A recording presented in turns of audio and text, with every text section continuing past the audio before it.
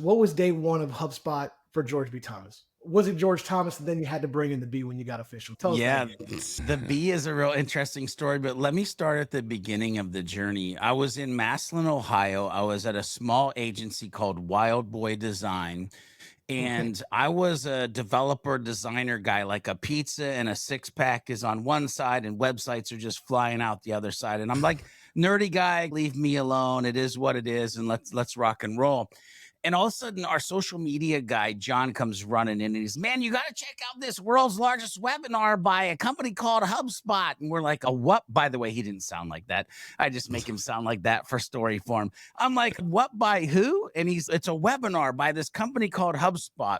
And so the owner, Zach Basner, and I went into the conference room and we started watching this webinar. We got to hear Mark Killens for the first time, Sarah Bedrick, and Chris LaDolce, the old school HubSpot Academy Right. cats. Who? And I Who are you and I talking about?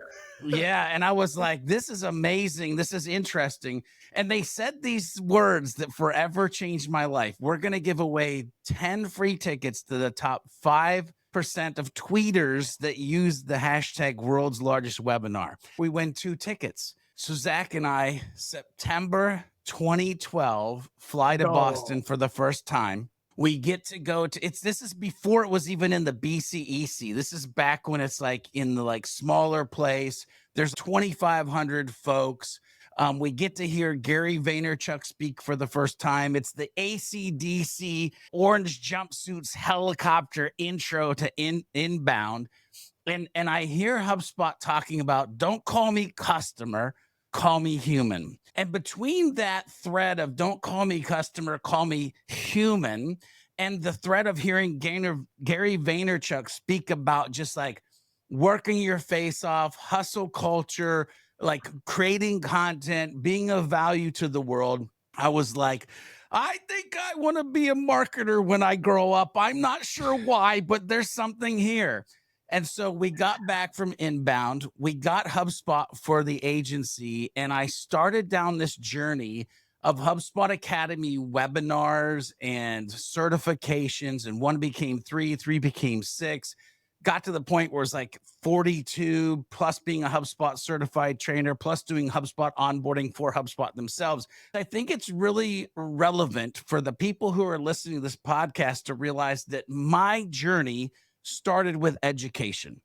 My journey started with people on this planet adding value to the world. So, why does it surprise anybody that when I started to get to the point in my career where it was time to put the gas pedal down to the like as fast as we could, that it came back to adding value by creating content and educating humans about the things that we need to educate them? So, Wild Boy, the next year, up and coming HubSpot agency. The year after that, out of business.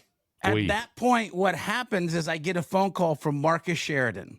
And at that point, he owned the sales line. Now he's part of the Impact crew, but he owned the sales line. He was teaching people about content marketing, and he needed somebody to teach the humans about HubSpot.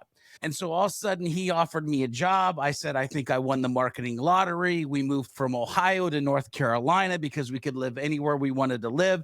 And I started to work for Marcus and do HubSpot training. Here's where it all changed. He said to me, I think we should create a podcast specific to HubSpot users. This is like 2014. And it's the Hubcast, and you can still search it and find it. There's some old school. Wow, that's what George used to be like and sound like, man. Like he's come, there's been a journey, but you can go back to the Hubcast, and we started doing that. And what's funny is, and another lesson in this is, he said, I think we should start a podcast. And I said, I think you're out of your mind. And he goes, why? And I go, I hate my voice. I don't know why anybody would want to listen to my voice. And what's funny is we did the Hubcast for like the first couple months, and we went to inbound, and people were like, oh, Marcus Sheridan, George Thomas. Oh, we love listening to your podcast. You sound like a radio announcer. Now, the reason I'm bringing that up is because I want everybody listening to this to realize that sometimes what you think is your biggest weakness is your largest strength. And sometimes you just got to dive in and you got to go for what you're being told to do and believe in yourself and go for it. Because now my voice going on podcasts, doing podcasts, or creating videos is like what has gotten me to where we're actually at now and what we're building now. But here's the other thing. He said after we started to do the podcast too, I think you should start doing HubSpot video tutorials, which by the way, I didn't know how to do a podcast, didn't know how to start a podcast. I really didn't know a lot about video. So all of this was like, we're going to launch it and we're going to learn along the way. Couple lessons there. If you're listening to this, you got to get real good at pivoting into the things that feel like they're the right direction. Secondly, you got to get comfortable with being uncomfortable during the learning curve to make yourself something great at something. So we start making videos in 2014. This is way before the year of video. And my first video was a photo of me leaning against a brick wall with 3 HubSpot certifications for about the first minute and a half. And then it went to a screen share using the old school Camtasia software of like me showing the HubSpot screen and then just it sucked. It was the worst ever, but it's the best video I've ever created because it was the video that started me on the journey that now I can sit back and be like, in the last 10 to 12 years, I've probably created over 3,000 HubSpot tutorials. So the amount of businesses that have watched those, the amount of lives that I've been able to impact by just creating a video every day or every other day or a couple a week and putting them out there for people. Hey, if you like it, if you don't, no judgment, no expectation. It's just my way of giving back to the community because there's humans out there that don't want to be called customer. They want to be able to actually do business in a great way. And this was my little part of being able to be helpful through it. Now, the B comes in this. All of a sudden, people are like, George Thomas, I tried to search you. I can't find you.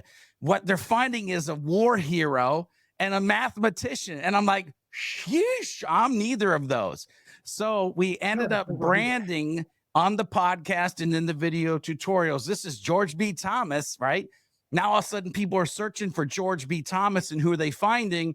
Me. And so in about 2014, end of 2014, beginning of 2015, George B. Thomas was born to the internet because it needed to be a way that people could search and find me versus finding other people that were on Google search results. Yeah.